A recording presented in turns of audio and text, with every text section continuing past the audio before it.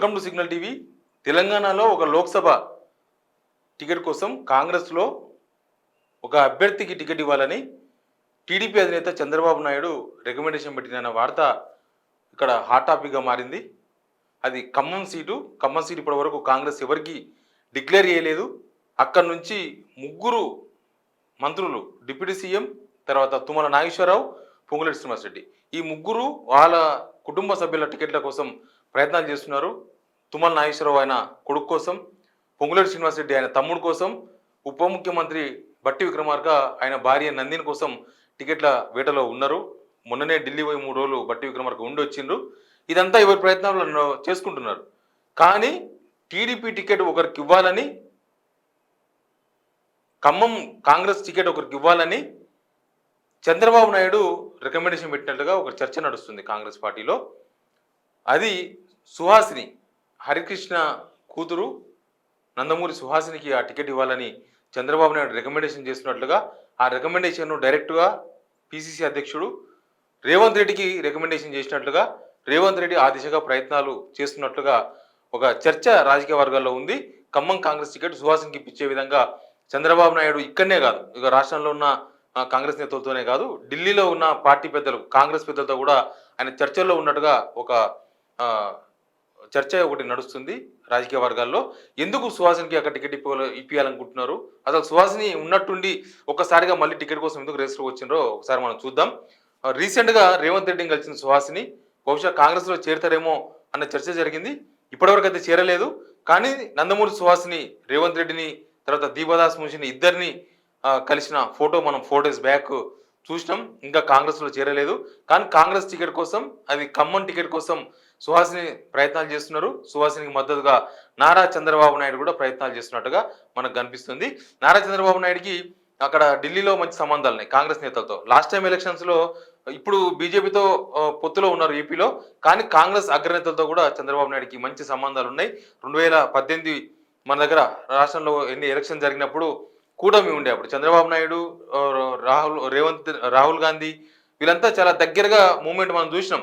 అసలు తెలంగాణలో అప్పుడున్న కాంగ్రెస్ నేతలు వాళ్ళకి టికెట్ల కోసం, వాళ్ళ కుటుంబ సభ్యుల టికెట్ల కోసం చంద్రబాబు నాయుడును ఆశ్రయించారు. చంద్రబాబు నాయుడు ఒప్పుకుంటే చాలు మాకు టికెట్ వస్తుందని 2018 అసెంబ్లీ ఎలక్షన్స్ అప్పుడు ఇప్పుడున్న చాలా మంది సీనియర్ నేతలు ప్రయత్నం చేసినంటే కాంగ్రెస్ ముఖ్య నేతలకు చంద్రబాబు నాయుడికి ఎంత మంచి రిలేషన్స్ మనం అర్థం చేసుకోవచ్చు.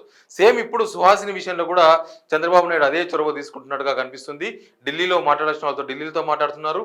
ఇక్కడ రేవంత్ రెడ్డితో జరగాల్సిన చర్చలు, ఇక్కడ రేవంత్ రెడ్డి దగ్గర వాళ్ళతో మాట్లాడుతున్న చర్చలు అవన్నీ కూడా నడుస్తున్నాయి. సుహాసినికి ఖమ్మం టికెట్ ఇప్పించాలనేది ప్రధానమైన ఎజెండా.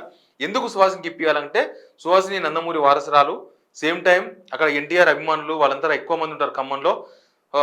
కమ్మ సామాజిక వర్గం సంబంధించిన వ్యక్తి, కమ్మ సామాజిక వర్గానికే కాంగ్రెస్ టికెట్ ఇచ్చే అవకాశాలు ఎక్కువ ఉన్నాయి కాబట్టి దానిలో నందమూరి సుహాసిని అయితే ఫెమిలియన్ పర్సన్.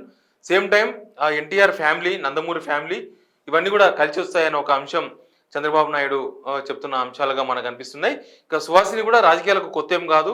2018లో కాంగ్రెస్ టీడీపీ పొత్తులో భాగంగా 2018లో జరిగిన అసెంబ్లీ ఎలక్షన్స్లో కూకట్పల్లి నుంచి ఉమ్మడి అభ్యర్థిగా పోటీ చేసిండ్రు, ఓడిపోయిండ్రు. అప్పుడు చంద్రబాబు నాయుడు తీవ్రమైన ప్రచారం చేసిండ్రు సుహాసిని ఎట్లనే గెలిపించుకోవాలని, కానీ అప్పుడు జరగలేదు. కానీ అది ఓడిపోయే సీట్ అని తెలిసి చంద్రబాబు నాయుడు సుహాసినికి అవకాశం ఇచ్చారన్న అపవాదు చంద్రబాబు మీద పడ్డది.